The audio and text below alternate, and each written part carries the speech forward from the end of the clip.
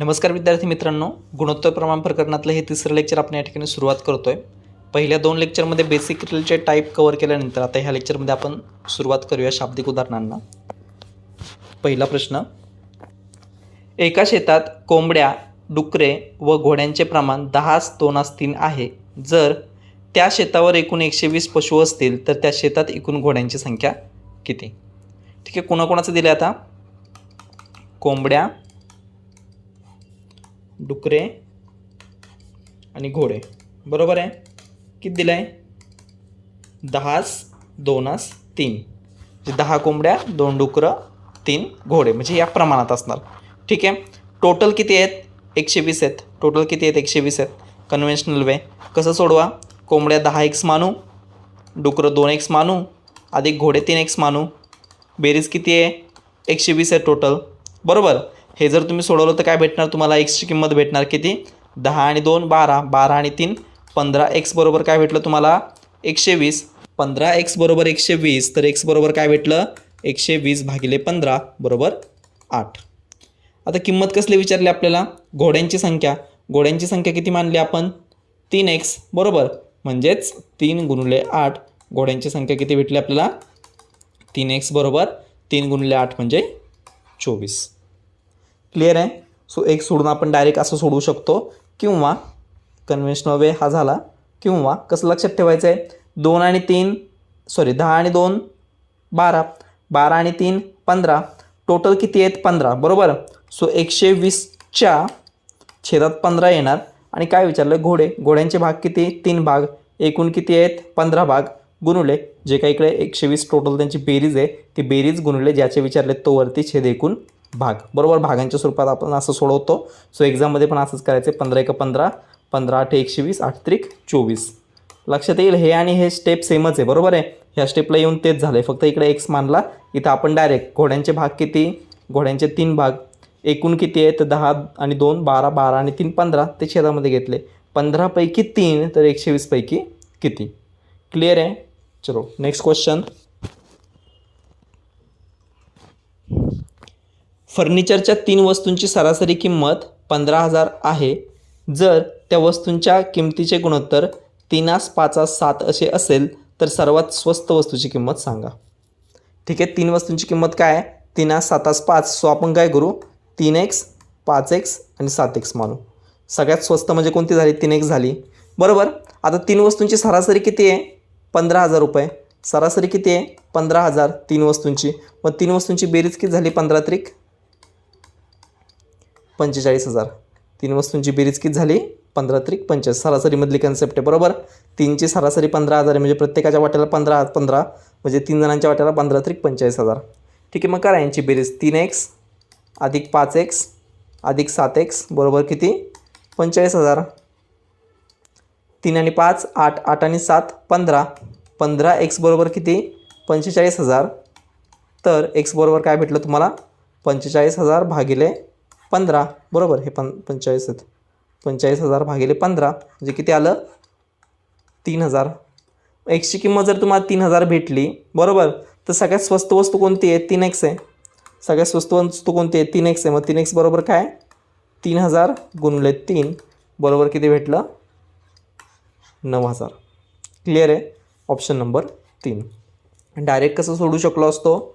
Same असतं, 45,000, 15,000 सरासरी आहे, म्हणजे 3 यांची सरासरी 15,000, म्हणजे बेरीज किती झाली? 45,000। हे तर करावंच लागलं असतं। सो 45,000 गुणुले कशाचं काढायचं आहे आपल्याला? सगळ्यात स्वस्त वस्तूचे भाग किती आहेत? 3 भाग, 3 भाग वरती छेद एकूण किती आहेत? 3 आणि 5 8, 8 आणि 7 15, 3/15।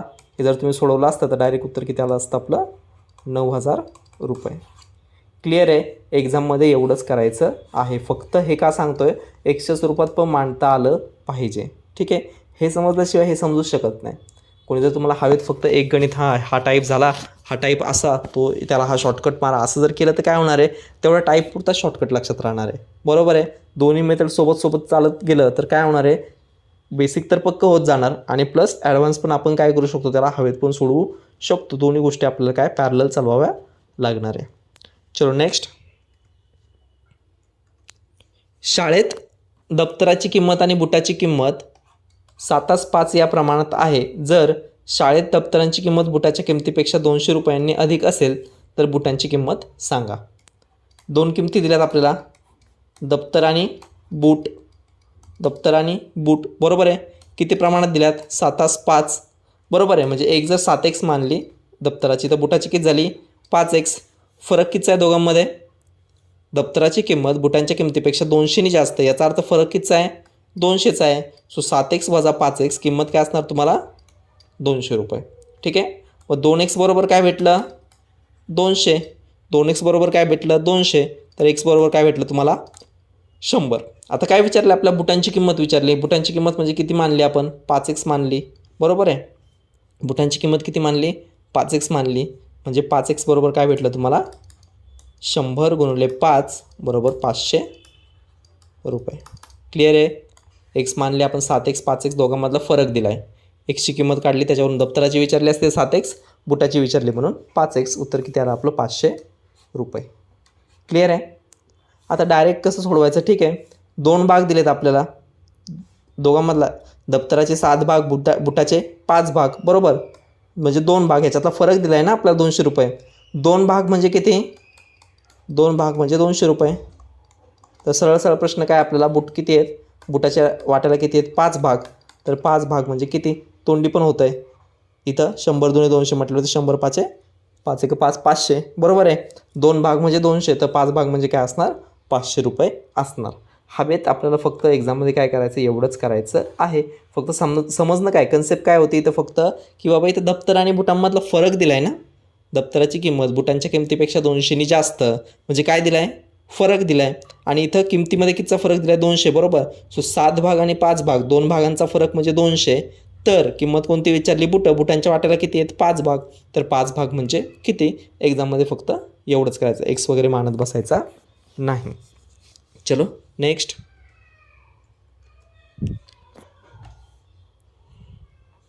₹2000 3x2 या प्रमाणात आणि 3000 रुपये 1x5 या प्रमाणात ए आणि बीला वाटले. ओके, एला आणि बीला वाटले. तर ए आणि बीला मिळालेल्या एकूण रुपयातील फरक सांगा. आता 2 रुपये आहेत. ओके, कोणते कोणते? 2 अमाऊंट आहेत. 2001 आहे आणि 3001 आहे. ठीक आहे. 2000ची वाटणी कशी केली आपण? ए आणि बीमध्ये कशी केली? 3x2 प्रमाणात बरोबर. 3000ची वाटणी कशी केली आपण ए आणि बीमध्ये? 1x5 प्रमाणात. चला विभाजित करा. आपलं पहिलं गणित, पहिला टाईप, पहिल्या लेक्चरमधला. एचा वाटा किती असणार? 2000पैकी इथं किती? 5 पैकी 3 आणि 2 5 झाले बरोबर ना. 5 पैकी 3 3/5 हा एचा वाटा झाला. बीचा वाटा काय असणार?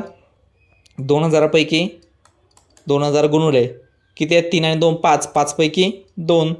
सोडवा. 5ने इकडे भाग दिला 400. 400 त्रिक याचे किती आले? 1200. बीचे किती आले? 800 रुपये. क्लिअर आहे. सेम असं 3000मध्ये एचा वाटा किती झाला? एचा वाटा 1 भाग बरोबर. कितीपैकी? 1 आणि 5 6 पैकी. सो एचा वाटा किती भेटला आपल्याला? 3000 गुणुले 1/6 किती आलं हे? 500 रुपये बरोबर आहे. बीचा वाटा किती भेटला आपल्याला? 3000 गुणुले किती? 5/6 बरोबर की नाही. 5 बीच्या वाट्याला टोटल 6 किती आलं हे? 2500 रुपये. करा तर मला सांगा, एच्या वाट्याला टोटल किती आले? इकडचे 1200 आणि इकडचे 500 1700 रुपये. बीच्या वाट्याला टोटल किती आले? इकडचे 800 इकडचे 2500 3300 रुपये. कितीचा फरक आहे दोघांच्यामध्ये? 1600 रुपयांचा फरक आहे. क्लिअर आहे. किती आहे फरक? 1600 रुपयांचा फरक आहे. Option number 4. क्लिअर आहे. सोपं होतं, फक्त काय होतं थोडंसं लेंदी होतं. एकाच गणितामध्ये दोनदा सेम क्रिया, म्हणजे कोणतं लॉजिक लावायचं तर आपल्याला एची विभागणी, 2000 रुपयांची विभागणी, 3000 रुपयांची विभागणी बरोबर, हे लॉजिक त्याच्यामध्ये आपल्याला लावायचं होतं. क्लिअर आहे. चलो नेक्स्ट. 2 संख्यांची बेरीज 68 आहे, त्यामधील फरक 8 असल्यास, फरक 8 म्हणजे वजाबाकी 8 आहे, तर मोठ्या संख्येचे लहान संख्येशी असलेले गुणोत्तर काढा. आता पहिल्या चॅप्टरमध्ये बघितले, ती कन्सेप्ट रिवाईज झाली. तर काय की बाबा 2 संख्यांची बेरीज दिली असली आणि वजाबाकी दिली असली तर 2 संख्या कशा काढायच्या? मोठी संख्या कशी काढणार? बरोबर, यांची बेरीज करा. 68 अधिक 8 छेद 2 ही झाली मोठी संख्या.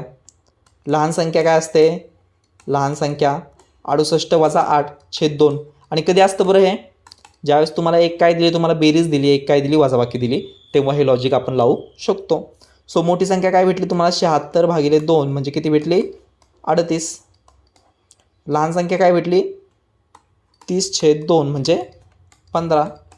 मग कशाचं गुणोत्तर काढायचं आपल्याला? 30 कसं येणार ना? इथं किती? 68मधून 8 गेले म्हणजे किती? 60. 60 छेद 2 म्हणजे किती आलं? 60 छेद 2 म्हणजे किती आलं? 30. बरोबर. 60 इथं किती? 68मधून 8 गेले म्हणजे 60. 60 छेद 2 म्हणजे किती आलं? 30. आता काय विचारलं? मोठ्या संख्येचे लहान संख्येशी असलेले गुणोत्तर काढा. कुणाचं विचारलं आहे? मोठ्या संख्येचं, ती वरती घ्या. कुणासोबत विचारलं आहे? लहान संख्येसोबत, ती छेदामध्ये घ्या. ठीक आहे, करा. 2ने भाग जातो आहे. 19 दुने 38, इथे खाली 15 दुने 30, 19 छेद 15. याला काय पुढं भाग जाणार नाही की त्याला आपलं गुणोत्तर 19:15. Option number 2.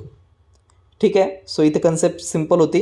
कुठल्या पहिल्या चॅप्टरमध्ये झाली होती. जर दोन संख्यांची बेरीज आणि दोन संख्यांची वजाबाकी जर तुम्हाला दिलेली असेल तर मोठी संख्या काय असते? त्या बेरीज आणि वजाबाकीची बेरीज करा छेद 2 म्हणजे 68 आणि 8 छेद 2. आणि लहान संख्या काय असते? तर दोघांची वजाबाकी छेद 2. 68मधून 8 गेले 60 छेद 2. क्लिअर आहे? चलो नेक्स्ट. दोन संख्यांची सेम गणित आहे. दोन संख्यांची बेरीज 94 आहे आणि त्यामधील फरक 26 असल्यास मोठ्या संख्येचे लहान संख्येशी असलेले गुणोत्तर काढा. काय करायचं आहे? मोठी संख्या कशी काढणार? बेरीज करा. एकदा बेरीज करा. 94 अधिक 26 छेद 2, 120 छेद 2 म्हणजे किती आलं? 60 आली. बरोबर आहे. लहान संख्या म्हणजे काय करा? यांची वजाबाकी करा. 94 वजा 26 छेद 2 म्हणजे किती आलं?